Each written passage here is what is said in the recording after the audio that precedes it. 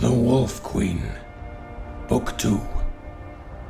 Read by me, Jiub, Saint Jiub, at your service. From the pen of the 1st century 3rd era sage, Montokai. 3E82. A year after the wedding of his 14-year-old granddaughter, the Princess Potema, to King Mantiarco of the Nordic Kingdom of Solitude, the Emperor Uriel Septim II passed on. His son, Pelagius Septim II, was made emperor, and he faced a greatly depleted treasury, thanks to his father's poor management. As the new Queen of Solitude, Potema faced opposition from the old Nordic houses, who viewed her as an outsider. Mantiarco had been widowed, and his former queen was loved. She had left him a son, Prince Bathorg, who was 2 years older than his stepmother, and loved her not. But the king loved his queen, and suffered with her through miscarriage after miscarriage, until the 29th year, when she bore him a son. 3E97. You must do something to help the pain, Potema cried, baring her teeth. The healer Kelmeth immediately thought of a she-wolf in labor, but he put the image from his mind. Her enemies called her the Wolf Queen for certain, but not because of any physical resemblance. Your Majesty, there is no injury for me to heal. The pain you feel is natural and helpful for the birth. He was going to add more words of consolation, but he had to break off to duck the mirror she flung at him. I'm not a pig-nosed peasant girl, she snarled. I am the Queen of Solitude, daughter of the Emperor. Summon the Daedra. I'll trade the soul of every last subject of mine for a little comfort. My lady, said the healer nervously, drawing the curtains and blotting out the cold morning sun. It is not wise to make such offers, even in jest. The eyes of oblivion are forever watching for just such a rash interjection. What would you know of oblivion, healer? She growled, but her voice was calmer, quieter. The pain had relaxed. Would you fetch me that mirror I hurled at you? Are you going to throw it again, Your Majesty? Said the healer, with a taut smile, obeying her. Very likely, she said, looking at her reflection. And next time I won't miss. But I do look a fright. Is Lord Vaken still waiting for me in the hall? Yes, Your Majesty. Well, tell him I just need to fix my hair and I'll be with him. And leave us. I'll howl for you when the pain returns. Yes, Your Majesty. A few minutes later, Lord Vaken was shown into the chamber. He was an enormous bald man, whose friends and enemies called Mount Vaken. And when he spoke, it was with the low grumble of thunder. The Queen was one of the very few people Vaken knew who was not the least bit intimidated by him, and he offered her a smile. My Queen, how are you feeling? He asked. Damned. But you're looking like springtide has come to Mount Vaken. I take it from your merry disposition that you've been made war chief. Only temporarily. While your husband, the king, investigates whether there is evidence behind the rumors of treason on the part of my predecessor, Lord Thona. If you've planted it as I've instructed, he'll find it, Potema smiled, propping herself up in the bed. Tell me, is Prince Bathorg still in the city? What a question, Your Highness, laughed the mountain. It's the tournament of stamina today. You know the prince would never miss that.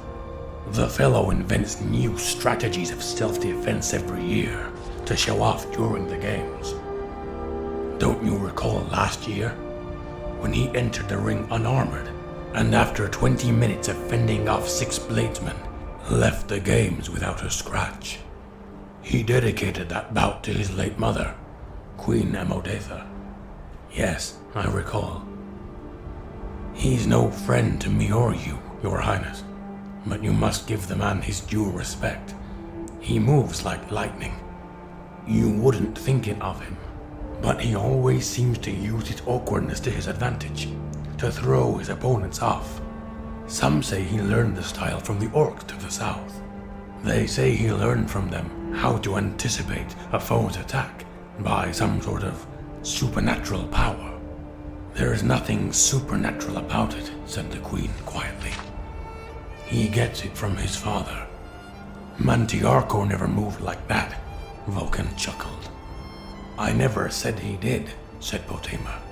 Her eyes closed, and her teeth gritted together. The pain's returning. You must fetch the healer, but first, I must ask you one other thing. Has the new summer palace construction begun? I think so, Your Highness. Do not think, she cried, gripping the sheets, biting her lips so a stream of blood dripped down her chin. Do make certain that the construction begins at once today. Your future, my future, and the future of this child depend on it. Go. 4 hours later, King Mantiarco entered the room to see his son. His queen smiled weakly as he gave her a kiss on the forehead. When she handed him the child, a tear ran down his face. Another one quickly followed, and then another. My lord, she said fondly, I know you're sentimental, but really, it's not only the child, though he is beautiful, with all the fair features of his mother. Mantiarco turned to his wife, sadly, his aged features twisted in agony. My dear wife, there is trouble at the palace. In truth, this birth is the only thing that keeps this day from being the darkest in my reign. What is it? Something at the tournament? Potema pulled herself up in bed. Something with Vathorg? No, it isn't the tournament. But it does relate to Vathorg. I shouldn't worry you at a time like this. You need your rest. My husband, tell me. I wanted to surprise you with a gift after the birth of our child, so I had the old summer palace completely renovated. It's a beautiful place, or at least it was. I thought you might like it. Truth to tell, it was Lord Vakan's idea. It used to be Amodetha's favorite place. Bitterness crept into the king's voice. Now I've learned why. What have you learned? Asked Potema quietly. Amodetha deceived me there with my trusted war chief, Lord Thona. There were letters between them, the most perverse things you've ever read. And that's not the worst of it. No, the dates on the letters correspond with the time of Bagoth's birth, the boy I raised and loved as a son. Mantiarco's voice choked up with emotion. He was Thona's child, not mine. My darling, said Potema, almost feeling sorry for the old man.